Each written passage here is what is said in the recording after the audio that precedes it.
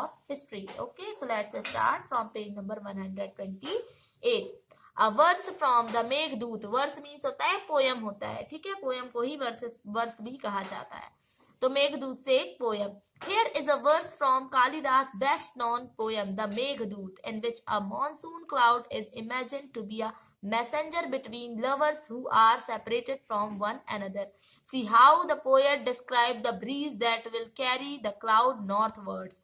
A cool breeze, delightful as it is touched with the fragrance of the earth, swollen by your showers, inhaled deeply by elephants, and causing the wild figs to ripen, will blow gently as you go. Do you think Kalidas can be described as a lover of nature?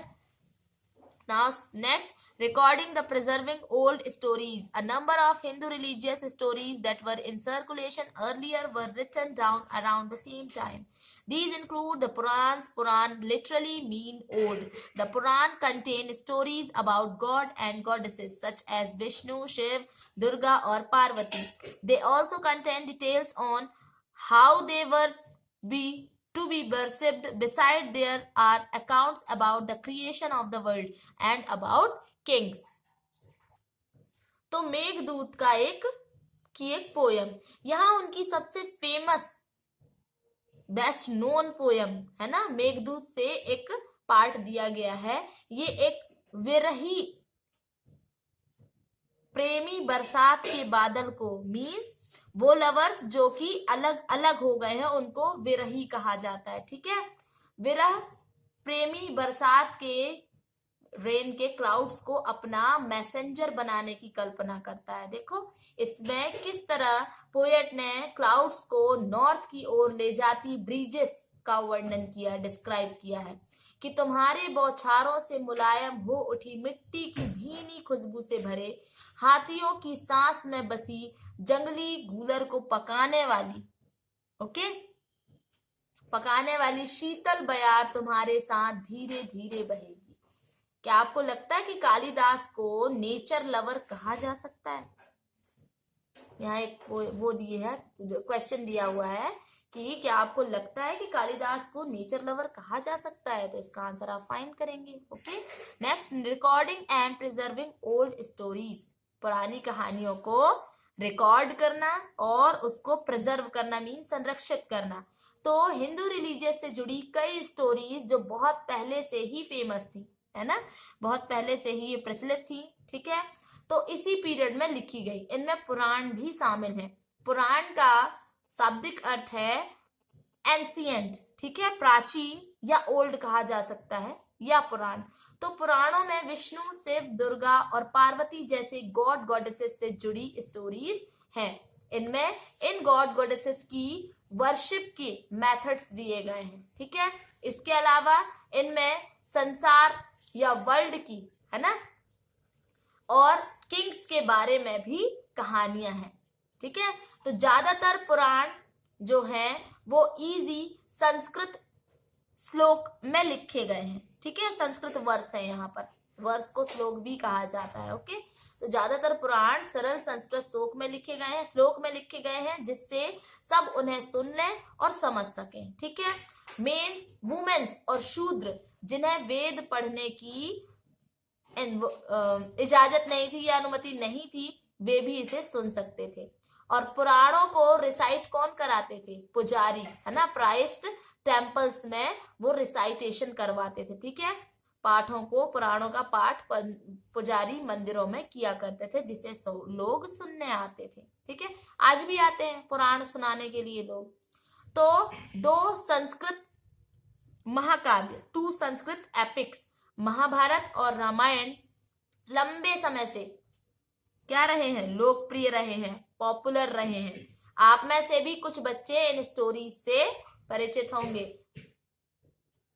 तो महाभारत जो है कौरवों और पांडवों के बीच war की story है, युद्ध की कहानी है। इस युद्ध का उद्देश्य पुरु वंश की कैपिटल हस्तिनापुर की गद्दी, है ना, थ्रोन, ठीक है, प्राप्त करना था। ये स्टोरी तो बहुत ही पुरानी है, पर आज इसे हम जिस रूप में जानते हैं तो वो करीब 1500 ईयर्स एगो लिखी गई।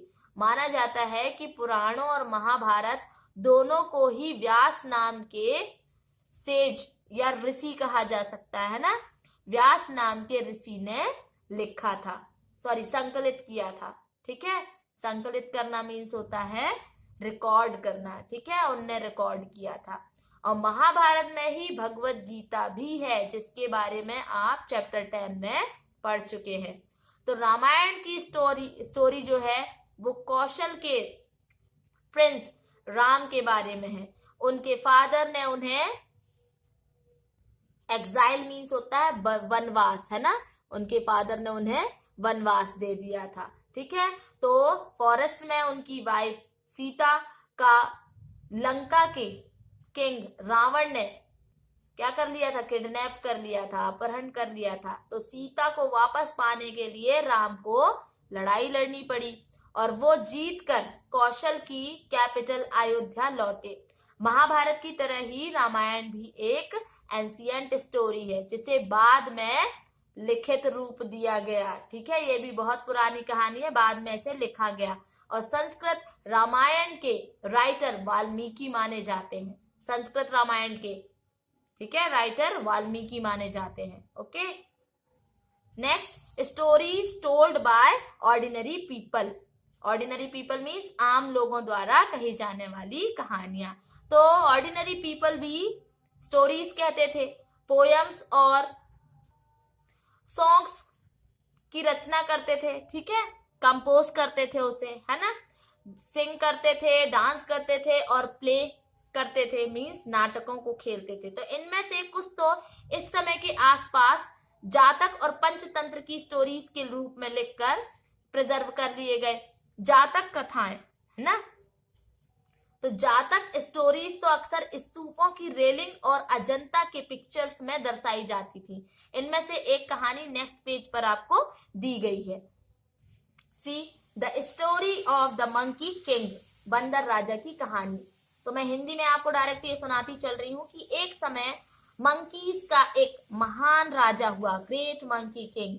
वो हिमालय पर गंगा के किनारे अपने 80,000 फॉलोअर्स के साथ रहता था।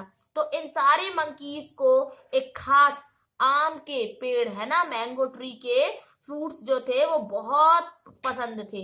ये आम बड़े मीठे होते थे, इतने स्वादिष्ट आम धरती पर नहीं उगते थे। तो एक दिन एक पका हुआ आम गंगा नदी में गिरकर बहते बहते वाराणसी पहुंच गया। तो उस वक्त नदी में वहां का राजा नहा रहा था, उसे वो आम मिला। उसे चक्कर वह हैरान हो गया कि उसने अपने राज्य के जंगलों की देखभाल करने वालों से पूछा कि क्या वे इस आम के पेड़ को ढूंढ सकते हैं या नहीं। तो वे राजा को हिमालय की पहाड़ी पर ले गए। वहां पहुंचकर राजा और उसके जो दरबारी थे उनने खूब आम खाए। रात में राजा ने देखा कि बंदर भी पके आमों का मजा ले रहे हैं। राजा को ये बात बुरी लगी और उसने उन्हें मार डालने का फैसला किया। बंदरों के राजा ने अपनी प्रजा को बचाने की एक योजना बनाई, प्लान बनाया। उसने आम के पेड़ की टहनियों को तोड़कर उन्हें आपस में बांधकर नदी पर एक पुल बनाया। इसके एक साइड को वह तब तक पकड़े रहा जब तक उसकी सारी प्रजा ने नदी को पार न कर लिया। पर इस कोशिश से वे इतना थक गए कि मरणासन होकर गिर पड़ा, कि मतलब जैसे मरने के टाइम का होता है ना समय, वैसा होकर गिर पड़ा। राजा ने जब यह सब देखा तो उसने बंदर राजा को बचाने की काफी कोशिश की, पर वह सफल ना हुआ। और बंदर राजा, है ना, जो मंकी किंग था, उसकी मौत पर उसे बहुत दुख हुआ और राजा ने उसे पूरा सम्मान दिया। तो मध्य भारत, है ना, में बहुत भरहुत के एक स्तूप से मिले एक पत्थर पर उकेरे गए इमेज में इसे दिखाया गया है। ये देखो, ये दिखाया गया है, ये देख सकते हैं आप। यहाँ मैंगो ट्री है और इसमें देखें बंदर है, ये पुल बनाते हुए, ये देखिए, ठीक है, ये दिखाया गया है। Now writing book on science. तो इसी समय मैथमेटिशियन और एस्ट्रोनॉमर आर्यभट्ट ने संस्कृत में आर्यभट्टियम नामक बुक लिखी। इसमें उन्होंने लिखा कि दिन और रात अर्थ के अपनी धुरी पर चक्कर काटने की वजह से होते हैं, जबकि लगता है कि रोज सूर्य निकलता है और डूबता है। उन्होंने एक्लाइप्सिस मींस ग्रहण के बारे में भी एक साइंटिफिक एक्सप्लेनेशन दिया। ठीक है, उन्होंने सर्कल का सरकमफरेंस को मापने की भी मेथड ढूंढ निकाली, जो लगभग उतनी ही सही है जितने की आज यूज होने वाली मेथड्स। ओके, अब देखें यहां पर जीरो के बारे में बताया जा रहा है। जीरो तो नंबर्स का यूज पहले से होता आ रहा था, पर अब इंडिया के मैथमेटिशियंस ने शून्य के लिए एक नए साइन का आविष्कार किया। ठीक है, इन्वेंट किया। तो काउंटिंग का ये सिस्टम अरबों द्वारा अपनाई गई और तब यूरोप में भी फैल गई, और आज भी ये पूरी दुनिया में यूज की जाती है। ओके, ऐसे ही आयुर्वेद है, ये भी एक वेल नोन सिस्टम है हेल्थ साइंस का। ठीक है, जो कि प्राचीन भारत में ही डेवलप कर लिया गया था।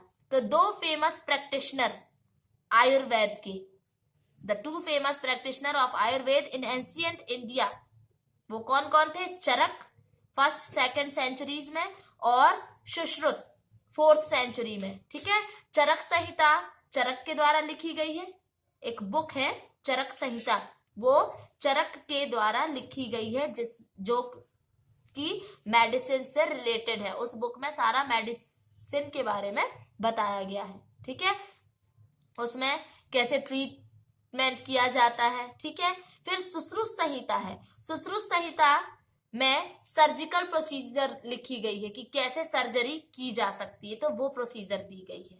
ओके, फिर है एल्सवेयर।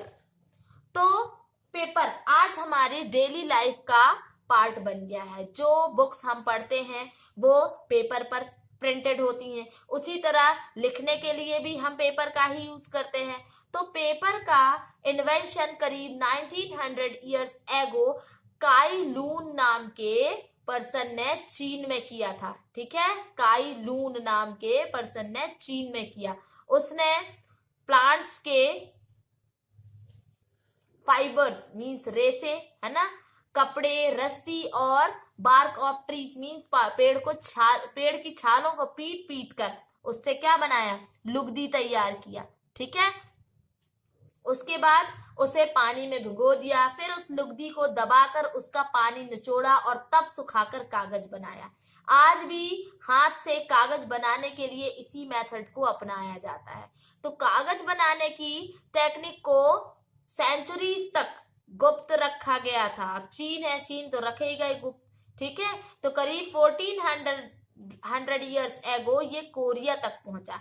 इसके तुरंत बाद ही ये जापान तक फैल गई और करीब 1800 इयर्स एगो ये बगदाद में पहुंची। फिर बगदाद से ये यूरोप, अफ्रीका और एशिया के अन्य पार्टों में फैली, और इस सब कॉन्टिनेंट में भी पेजेस की जानकारी बगदाद से ही आई।